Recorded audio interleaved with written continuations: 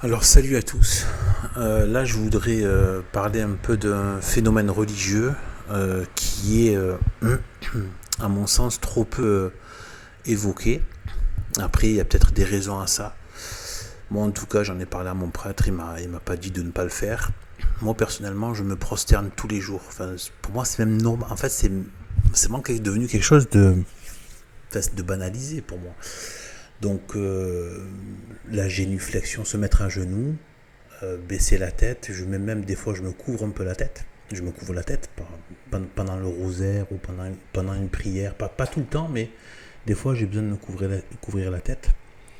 Euh, donc, c'est une forme d'abnégation, quoi. Voilà, pour vraiment. Voilà.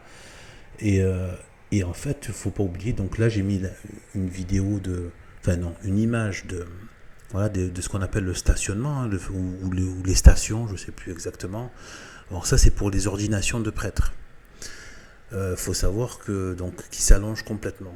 Il y a plusieurs choses, hein. Ça fait référence à, j'ai regardé un peu, ça fait référence à un passage de la vie de la vie de, bah, des juifs de l'époque. Et je ne connais pas exactement, donc j'en parle pas, mais voilà, ça fait référence à un passage historique, et en même temps, c'était une pratique qui se faisait, hein, qui se faisait beaucoup dans le temple de Jérusalem, devant le vrai Dieu.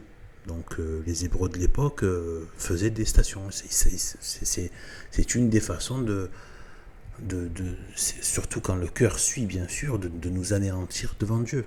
Voilà, de s'anéantir. Parce que c'est comme ça qu'on a la vie. Voilà. C'est incompréhensible, moi-même je ne comprends pas, mais je sais que je ressens au fond de moi que c'est ça, que c'est la vérité. Que la vie est dans l'humiliation devant Dieu.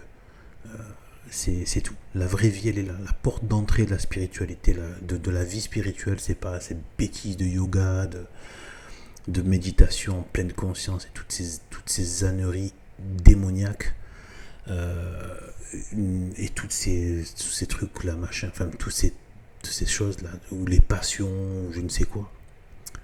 La vraie vie spirituelle, voilà, c'est. Et même intellectuelle, en fait, tout. Peut-être même corporel aussi, dans le sens où le corps doit être vivifié de tout ça. Peut-être, je sais pas. Pas dans un sens de performance, mais le corps doit être vivifié, sûrement, je pense. En tout cas, je suis déjà tombé sur des choses qui disaient que certains, les croyants avaient moins certaines manifesté moins certaines maladies que des athées, par exemple. Donc, du coup, voilà. Moi, je pense que, mais c'est pas important ça. Le plus important, c'est ça, c'est de dire que voilà, en fait, la prosternation, je trouve que ça se fait pas assez. Alors la génuflexion est magnifique, et la génuflexion sur un genou, mais aussi bien sûr quand il y a les prières, donc sur les deux genoux, avec les mains jointes, voilà, ça peut être ça en plus. En tout cas, c'est magnifique. C'est très beau ce geste cette position du chrétien face à Dieu sur ses deux genoux. C'est magnifique. C'est la majorité du temps. Et, enfin, moi, je suis tout à fait bien avec ça. Mais des fois, j'éprouve le besoin d'aller plus loin, de me prosterner. Et je trouve que ça se fait pas assez. Parce qu'il y a un côté, bon, c'est soit associé soit aux anciens, donc aux Hébreux, donc Ancien Testament, et ensuite c'est les musulmans qui ont repris ça. D'ailleurs, moi il y a quelqu'un quand même qui était assez calé, je n'ai pas vraiment de confirmation comme ça, mais qui était quand même assez calé dans tout ce qui était oriental, tout ça, et qui m'avait dit que en fait les musulmans avaient piqué cette prosternation qu'ils font maintenant aux juifs. Et les juifs, pour se distinguer des arabo-musulmans, en fait, ils ont abandonné cette prosternation pour ne pas être associés à eux. Parce que tellement qu'ils les ont copiés, notamment la circoncision, la façon de prier, enfin tout quoi. Donc du coup, le porc, le halal kasher, enfin ils ont tellement tout repris, sans parler du reste, les noms, etc. Les noms, ils ont arabisé comme Moussa, comme, etc. Qu'à un moment donné, ils ont arrêté de faire cette prosternation pour pouvoir se distinguer, pour pas qu'on les prenne pour des musulmans, quoi. Et, euh, et du coup, mais en fait, il faut la faire. Donc moi, pour ne pas faire quelque chose qui ressemble à un culte étranger, eh bien, je me suis dit qu'en fait, je fais la prosternation qui est, voilà, qui est. J'ai pas fait de station, il faudrait que j'en fasse comme ça.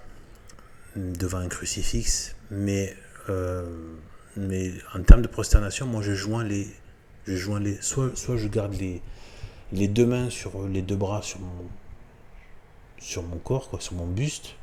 Bon, ça, une personne un peu âgée, un peu trop âgée ou qui a des problèmes de dos peut pas le faire, mais voilà, dire en gros, c'est je peux me prosterner sans les mains, quoi. Vous voyez ce que je veux dire, sans poser les mains.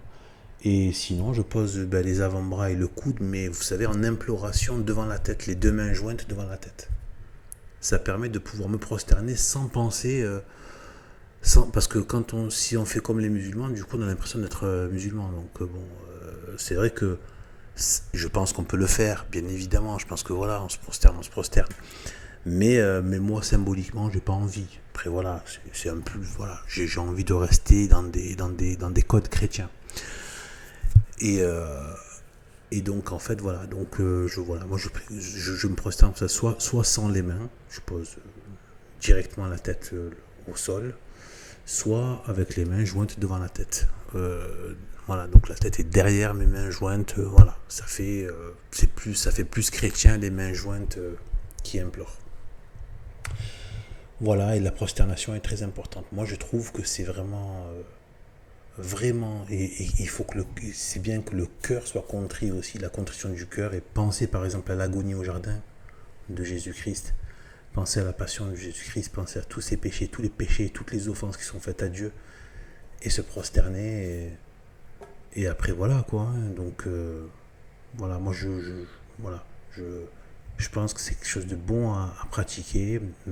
Si vous avez la chance d'avoir un bon prêtre valide, euh, voilà, de lui en parler, hein, pour voir un peu ce qu'il peut vous dire. Et, euh, et voilà, et puis voilà, Dieu me garde de tout orgueil de ma part. Je le dis publiquement, que Dieu brûle tout orgueil de ma part si jamais il y a quelque chose qui devait... parce que Satan peut se jouer de ce genre de choses.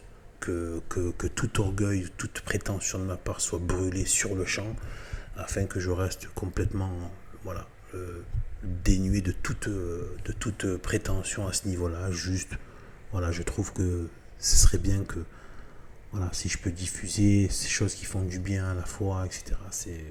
Ça fait partie voilà. Vous savez qu'on est censé, voilà, soit par l'exemple, par la parole, par nos actes, par nos œuvres, par nos actes de charité, dans la discrétion, tout ça. On est censé voilà, faire œuvre chrétienne, voilà. Et voilà, et bien, voilà, voilà, merci d'avoir écouté. Et je vous dis à un de ces quatre. Ciao, ciao.